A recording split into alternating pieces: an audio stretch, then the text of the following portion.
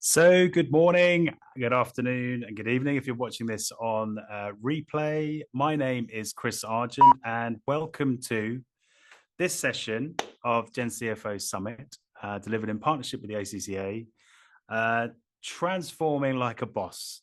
And this is the Shift Live. So, we interview all of our finance leaders within our community, and we call it the Shift, and we publish it through our website and through our community. And this is the Shift Live, where we're going to have a one-to-one interview with a fantastic leader who is transforming like a boss. But I won't give the secret away just yet. So this summit is bringing together 50 innovators, practitioners, experts. I'm super proud that the accounting and finance industry can come together like this. We are a community first, and people are coming together to share the freshest content, big ideas, to help direct the disruption, as we call it. And we couldn't do this without our partners. So I'd like to thank again the ACCA and our sponsors, Cooper, Sage Intact, Soldo, Kanos, and Fluence. Now, we would like your engagement on this. Hello, Grace. We would like your engagement on this session, particularly because it is a one-to-one session, and we will have lots of time to ask questions or to get your comments. But we would like you to react and say hi, whether you like something that we're saying or love it. You know, it's always nice to sort of see those things popping up on screen. And we would like you to use the chat as well. So use the chat to chat amongst yourselves, or use the Q&A functionality if you want to ask myself or the speaker a question. And just to make sure that you found your fingertips and the chat is working, I would like to know who your hero is. We talk a lot about heroes in finance community, and we like to champion heroes, but I'd love to know who your hero is. So if you put that in chat and share that with everybody, it'd be quite interesting to see. Just a reminder that this session is being recorded, and it will be on the community, part of the replays on the community. And if we don't get all the questions answered, we will make sure that they end up on the community as well, so that everybody can wade in and answer them. So on with the show. So why transforming like a boss? Well, it gives me great pleasure to introduce you today to a fantastic finance leader, Katharina Herzog, who is the Senior Vice President of Group Finance and Tax at Hugo Boss. Welcome, Katharina. Thanks, Chris. Very happy to be with you and to be interviewed by you today. Well, thank you. And congratulations are in order, right? Because I had the pleasure of announcing the shortlist for the Digital Finance Function Awards last week, and you have been shortlisted. So tell me, why is it important to celebrate? Why did you sort of put yourself forward for the awards? Yeah, because it's a great appreciation for my team. And as you rightly said last week, transforming is a team sport. And this shortlisting definitely goes to my team. We have been working on transforming the way we work, the way we collaborate with our internal customers since more than 3 years, and being shortlisted for our endeavors by GENCFO is really a great appreciation. And the shortlisting goes to my team. Excellent, excellent. Well, thank you for being part of the awards, and I couldn't agree more. And I hope that the team have a great night and really feel motivated, as simply being shortlisted, I think, makes them a winner in our eyes. So tell me a little bit more about yourself. I have seen your work via LinkedIn mainly, but I've noticed a certain passionate boss woman coming through. So who is passionate boss woman? Tell me more. Yeah, there are several meanings to it. I mean, the obvious one is I'm a part of the Hugo Boss family since 17 years. thriving in my role. And since 10 years, I'm holding the chair as the Senior Vice President, Group Finance and Tax, leading a team of 80 people.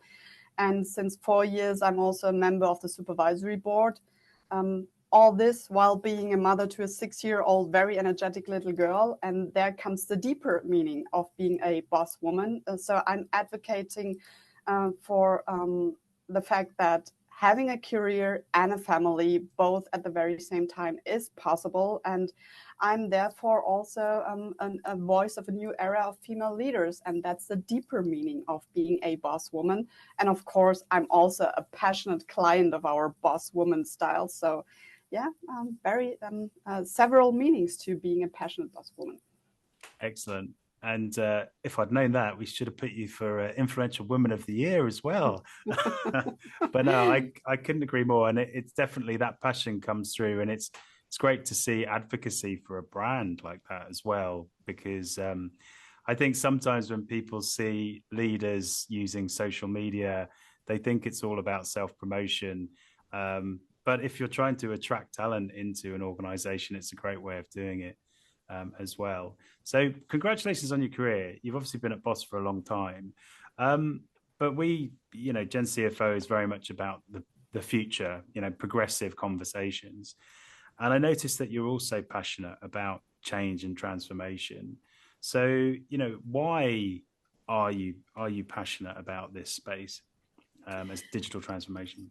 Yeah, so well, it already started early. So I always very much enjoyed exploring new technology, and that started already at university when I did my internship at a German car brand,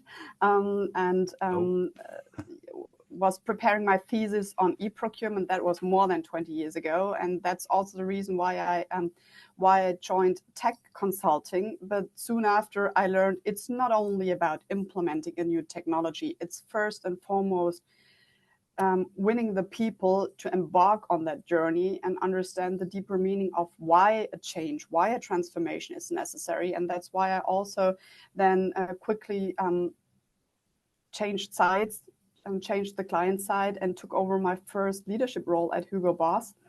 And I always very much enjoyed to outline to my team, why do we have to transform? Why do we have to change? What's the deeper meaning to it? And that also comes with where do we want to go. So about 3 years ago, we elaborated a very clear vision for the finance and tax function at Hugo Boss and a transformation program, which is called Finance and Tax Next. And it all starts with the people. And this comes with a lot of communication, with a lot of change management. And this is, besides the numbers, my second passion, leading people and making meaningful impact to the corporate ecosystem at Hugo Boss by delivering excellent finance work. Brilliant. That's brilliant. I just want to unpack that a little bit because you said some really interesting things there. So going back to that change from being an external consultant to wanting to make change internally, what was the difference between being an external sort of entrepreneur consultant and being maybe what people sometimes call an intrapreneur, acting within the business? Yeah, that's quite easy to explain. So an external consultant was mandated by someone, and it's very often the management saying we need a change, and people usually follow what management tells them to do, but they're not fully committed to it. And the major change by changing sides is that you have to intrinsically motivate people and really drive the change from within, from bottom to top and not from top to bottom. And that is by far the most difficult part in it, really winning people for your change endeavor. That's brilliant. That's brilliant. And you explain that so clearly as well, because I think it is hard to make change. But there's definitely an approach with some people where you get the external consultants in to force change. Exactly. But I do feel that because change now, is a wholesale thing for the accounting and finance teams. It's not just, a bit of capability that we're bringing in. We need to change so much. I think that internal change and getting that internal hearts and minds change right is critical. Yeah, if you want to make it stick, you have to start with the people, because let's say a consultant-driven change might be successful, but very often it isn't. Yeah, excellent. So, bringing it full circle to today. So, what sort of changes, what sort of interventions have you been making recently at Boss? And that could be anything from the people side all the way through to implementation on the tech side, right? Yeah, I mean, as I just said, we started more than 3 years ago our Finance and Tech's Next Transformation Program, and this comes with multiple changes and interventions. And as I said earlier, it all started with the people. So we started this endeavor with a lot of communication, a lot of education. What does the future for finance bring, and why is the change necessary at Hugo Boss? So back then, we announced our Hugo Boss strategy, which is called Claim 5, elaborating on that we want to more than double our sales within a very short time frame, and therefore finance needs to adapt to it. So the why was quite necessary, was quite easy to understand, and it was necessary back then. And where do we want to go? This is something we elaborated together in multiple workshops and derived 3 main pillars. So it's first and foremost the employee development. So when we want to change, when we want to transform the way how we do things, then it starts with ourselves. And therefore we developed continuous learning and development programs, and we established our digital finance community that helps us in driving forward how the way we do things. So in the last 3 years, thanks to this digital finance community, we kickstarted some meaningful process automation initiatives. So we of course use RPA, we use low-code automation platforms like Microsoft Power Platform, and we're also exploring large language models with our very own Hugo Boss secure ChatGPT tenant. And excellent. This all helps us to liberate time to do what is really needed to support our internal customers in bringing the Hugo Boss strategy to life. And winning internal customers brings me to the last point. It's about finance storytelling and communication. So eventually the business functions, they are afraid of collaborating with finance, or they think we're only the number crunchers and not really adding value to the business. Yeah. So we kickstarted our finance storytelling and communication initiatives by showing our internal customers who we are and that it's actually a lot of fun collaborating with us. So we're hosting different exchange sessions. We're sending fresh newsletters to our internal customers. We're hosting an internal intranet landing page where a lot of interfaces say, well, that's the best intranet page I've ever seen. And we also came up with some hashtags we're using so that people within Hugo Boss recognize us. So one hashtag, for instance, is Better Call Finance. The other one is Let's Talk About Tax. And we also created some stickers and used those stickers to do some guerrilla marketing within Hugo Boss. I love it. I love it. You're almost the CMO, the chief marketing officer for the digital finance team, which is great. Is there an element of promotion with that? Because as you say, the business has expectations of us as finance people, and we're trying to change that. So is there an element of self-promotion and trying to change our identity a bit? Yes, absolutely. And I mean, in our DNA, we're not marketing people.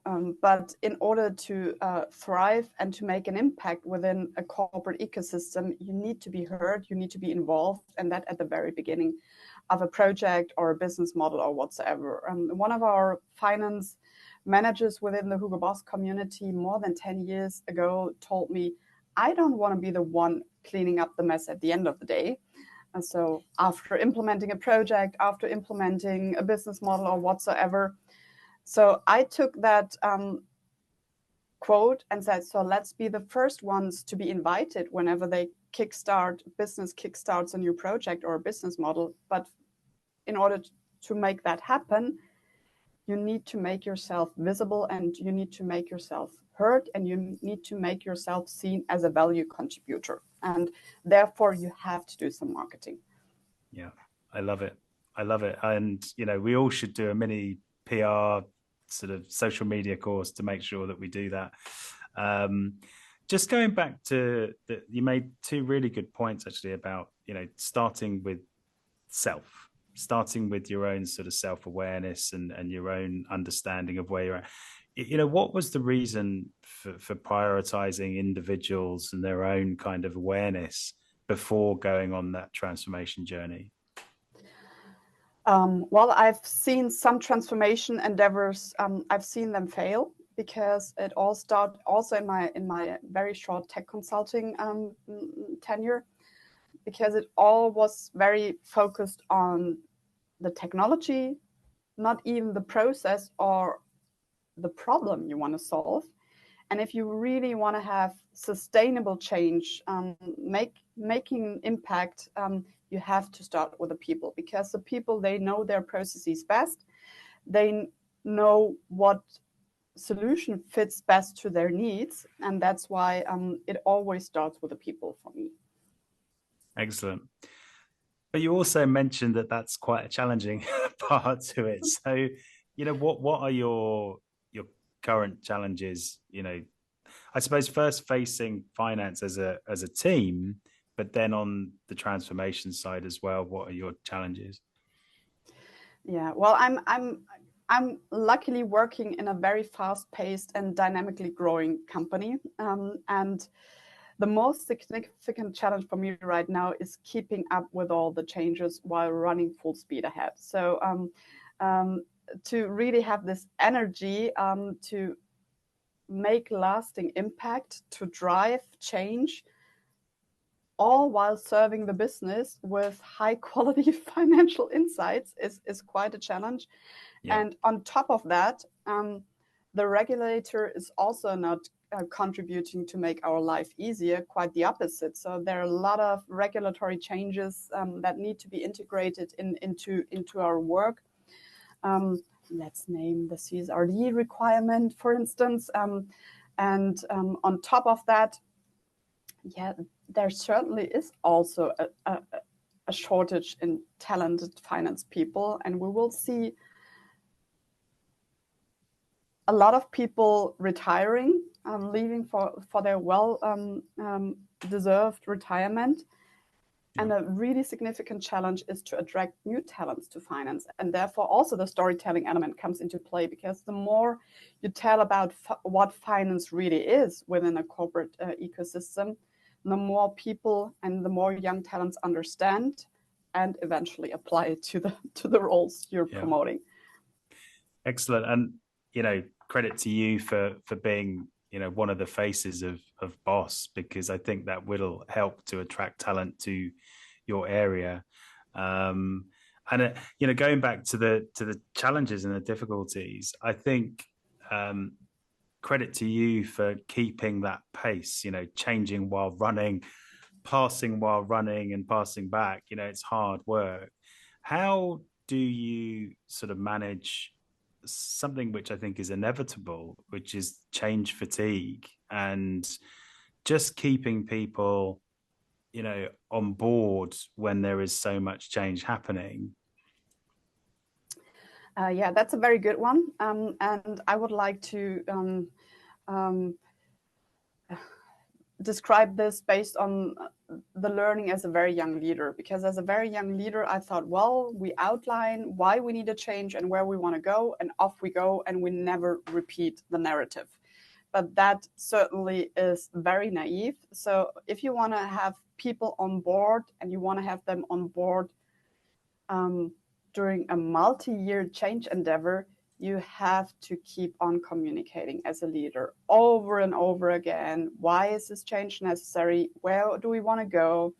And of course, you also have to accept change fatigue. You have to accept resistance to change, and you have to cope with that. It's your leadership responsibility to take your team along the way, to support them to make that change happen.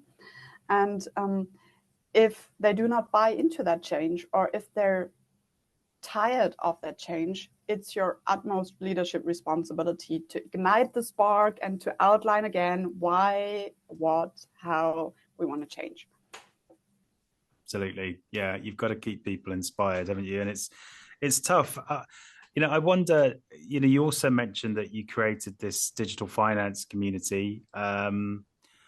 It's as a community builder myself, I think it's super important. How does that work, and how do people kind of fit into the community? Because I feel that certainly with our community, people are enjoying being part of a community because it does help give perspective, and it does kind of act as support and almost therapy at times, when people are up against it and they are feeling fatigued, right? So how do people engage with your community, and what's sort of aim there?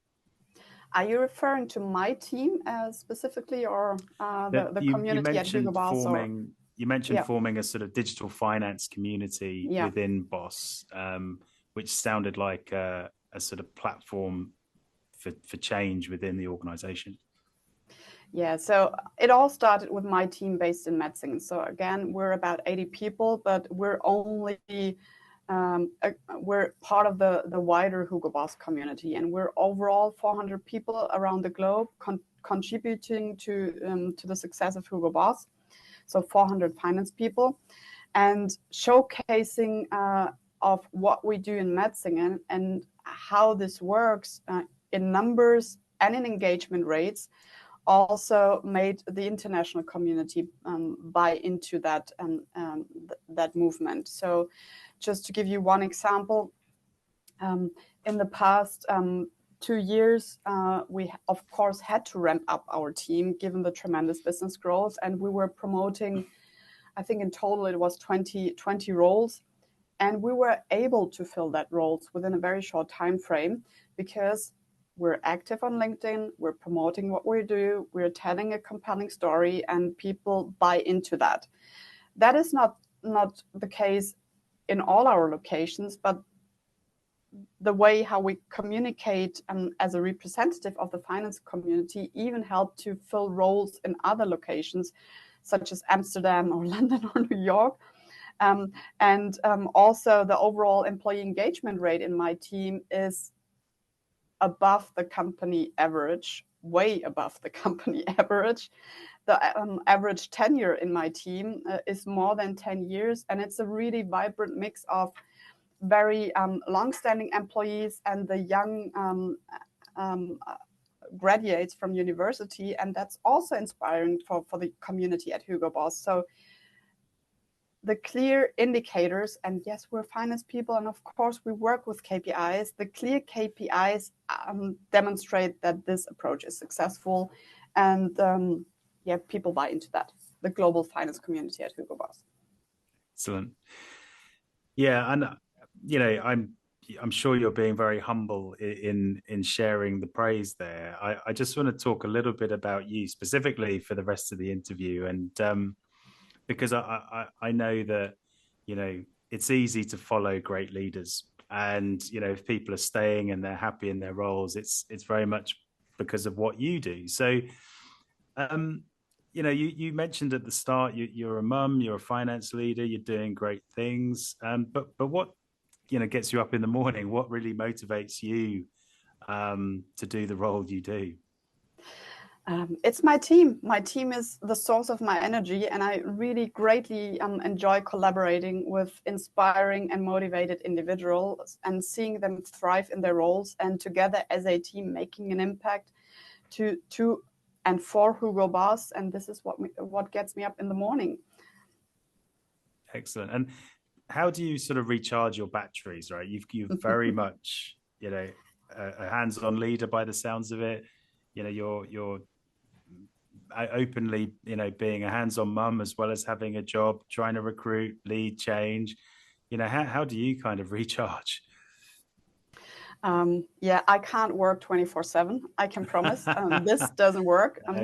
My energy reserves are not endless.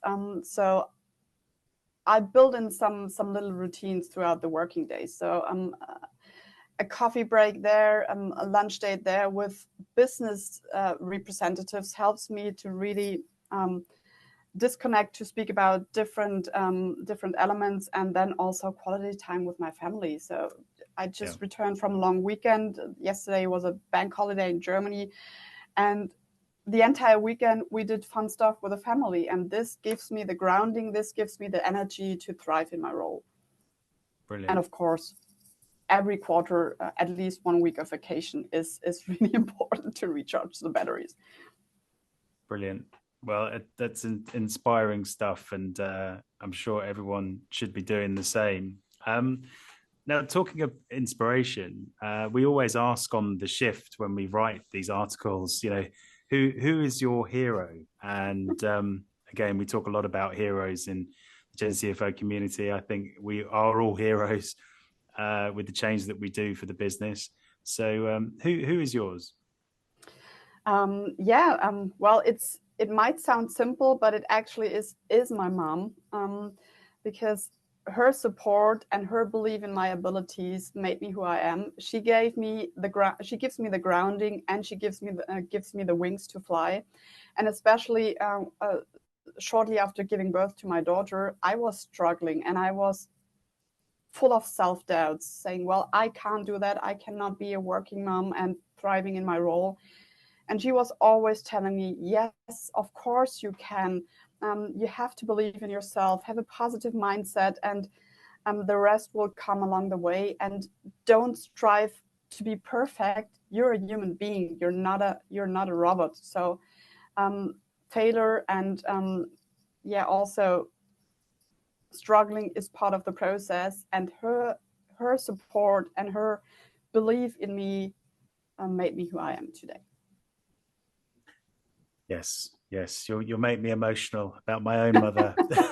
But no, that's wonderful to hear. And yeah, critical time for support, I'm sure, just after having children. I have two. So we've got a few questions here, but I want to leave those just to have this final fun question. And now that you're shortlisted for the Digital Finance Function Awards, I could phrase this slightly differently. What would be your walk-on music for the awards should you win on the 20th of June? And what music inspires you? I find inspiration in a variety of genres. So I'm not dedicated to one genre at all. It needs to be a positive song. And I find inspiration from different songs such as ABBA and Queen. And my daughter and I do have a very special playlist. While we drive in the car, we always hear our special playlist, and we hear it loud and we sing along. And this song or these songs, they really energize us. So if you could do me a favor, then it's probably ABBA Chiquitita. Okay, noted. We'll see what we can do. I know the team's listening, so they'll note that one down. But yeah, I look forward to hearing that on the night. Obviously, the obvious follow-up question to that is, do you watch Eurovision? Because, I think we're all fans in the UK. Oh, it doesn't look like you do. I did. But honestly speaking, and that's my personal opinion, it has become way too commercial, and let's say the music and the creativity of the participants no longer is in the center of the Eurovision Song Contest. It's rather the show they do, and therefore I'm no longer watching it. Well, I think that's the most controversial thing you've said in this interview. So, and I'm sure ABBA 50 years ago would agree. It was in a very different place back in the day. But look, we've had some questions come in, and we've got sort of 5 minutes to have a look at these. So we have. So the first one is from someone anonymously, but you mentioned getting people to adapt to change from the bottom and working to the top. How do you find you need a different strategy to get senior staff to invest in the transformation? So I suppose the point is, as a leader, it's easier to influence the bottom and work up. But how do you make sure the senior staff are on board to invest in the first place? Yeah, actually, that was not a difficult job because I have a very trustful relationship with our CFO, and he gives a lot of flexibility to me in designing my area of responsibility, because he knows whenever I embark on a transformation or change journey, that is for a reason. And we're having a lot of conversations on what the future of finance looks like. Most recently, last Monday, I had my bi-weekly sure fix with him, and we discussed how finance in 2030 looks like. So it's a constant dialogue, and based on this dialogue, on these very in-depth conversations we're having, I'm elaborating the transformation programs as an essence of the conversations we had. Brilliant. And there are two questions here which I'll kind of put together. It's sort of, how important is it to be resilient at work and gain a healthy work-life balance? And I think those are two different things. Resilience, I think at times is seen as this sort of magic formula, to working well. But is resilience the same as having a healthy work-life balance? I'm not so sure. What's your take on that? Yeah, I mean, it all starts with self-care and being aware of the fact that your energy resources are not endless.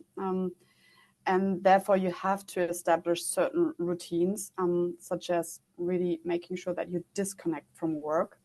The most alarming signal always is when you bring work to home and wake up at night going through certain challenges you came across during the day.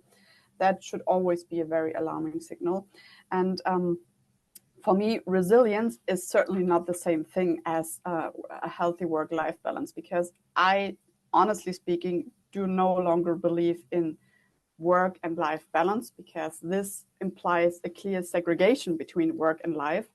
For me, work and life is interconnected, so I cannot switch off my brain, let's say during the weekend. Eventually, I think of something I came across during my work throughout the week, and I couldn't solve that challenge, but throughout the weekend, while recharging my energy reserves, the solution just pops up in my mind, and that's how my brain works. So I rather believe in the concept of work-life mesh. And the important thing is to clearly draw the boundaries. And it's your responsibility as a human being to draw the boundaries. No one else can do that for you. You're the driver of this. And what is very important, and this is what I learned the hard way when giving birth, everyone can be replaced in a company environment, but you will not, no one can replace you in your family, especially for your children. Excellent. Excellent. Great advice. Great advice. And I have one question, which I hope you're happy to answer, because I think these are really powerful questions, actually. But I will give you time to think about it. It's what has been your biggest failure and what did you learn from it? And I think the thing is with failure, you talked about it earlier about the sort of focusing on self, and your mother's great advice, are we aiming for perfection here? We're not aiming for perfection. So we have to allow ourselves to fail. And I think these should be more public conversations rather than closed door conversations. And maybe biggest failure isn't necessary, because I actually think small failure you can learn a lot from as well. But what would you say? Yeah, I mean, let's say I'm reflecting a lot of what I have achieved in my life, both professionally as well as in my private life. And I would say there is not the single biggest failure I can mention. I'm doing a lot of failures every single day.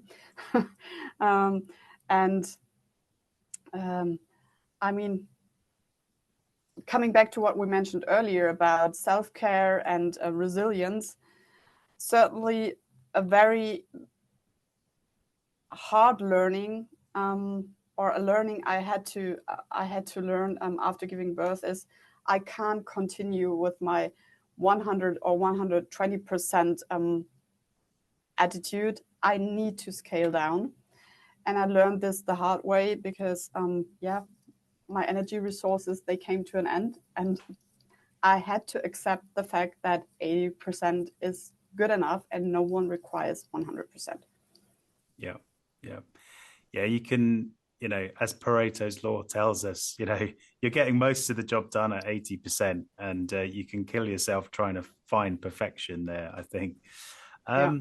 Look, that has been really enjoyable interview. I'm looking through the chat and there are so many words to describe you. Amazing, inspiring, important, interesting. And there's a great comment at the end here. Great to hear your comments as a mum to be. So I think your advice there has really inspired everybody. So thank you again for being part of today. This is your, talent recruiter self over here, boss woman, and long may it continue. And thank you very much for being part of today. Thank you very much for having me. It was really a pleasure. And time flew by so quickly. And this happens when you're having fun. Thank you so much. That's great. Thanks very much. And I'm just going to wrap up by saying, look, if you do want to continue the conversation, then do jump over to the community platform. There is a group there that you will be automatically signed up to when you log in. And we will, share some of the other shift interviews that we've done over the weeks and months and years. So we hope to see you there very soon. But thanks again, Katharina, and all the best for the awards, and see you in London on the 20th of June. Thank you. Looking forward to it. Bye.